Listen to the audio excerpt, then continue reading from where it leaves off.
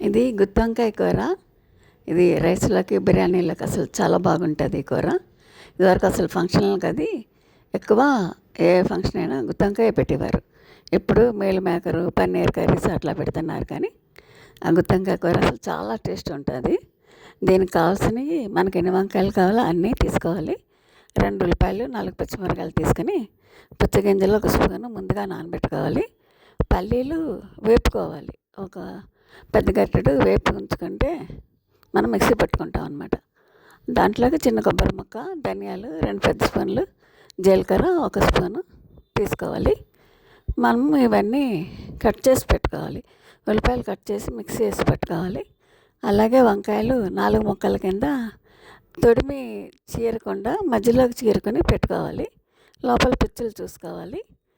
ఈ ఇంకా పుచ్చగింజలు ఇవన్నీ ధనియాలు, జీలకర్ర, కొబ్బరి ముక్క అన్నీ మిక్సీ పట్టి ఉంచుకోవాలి. అప్పుడు వంట ఈజీగా అయిపోతుంది అన్నమాట.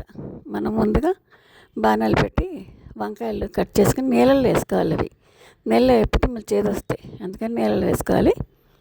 చక్కగా నూనె పోసి బాణాల్లో ముందుగా వంకాయలు బాగా వేపుకోవాలి.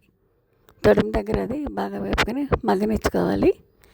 ఆ మగ్గినప్పుడు అవి వంకాయలు విడిగా తీసేసుకొని మిక్సీ పట్టిన ఉల్లిపాయలు, పచ్చిమిర్చి మనం వేపుకోవాలన్నమాట. అప్పుడు ఉల్లిపాయలు బాగా వేగాక వంకాయలు అందులోకి వేసుకొని వంకాయలు కొద్దిగా మగ్గుతుండగా మనం ముందుగా కొంచెం పసుపు, అల్లం పేస్ట్ వేసుకుంటాం. అది వేసుకున్న తర్వాత మళ్ళీ కారం, మనకి వంకాయలు ఎన్ని తీసుకుంటే దాన్ని బట్టి కారం 1 స్పూన్, స్పూన్నర, 2 స్పూన్లు అనేది మనం వండుకునే వంకాయలను బట్టి వేసుకుంటాము. నేనైతే స్పూన్నర కారము, 1 స్పూన్నర ఉప్పు వేసాను. అది కొంచెం బాగా మగ్గుతుండగా కొద్దిగా వాటర్ పోసుకుంటే తొడిమి దగ్గర మనం ఎంత వేపినా మగ్గదు.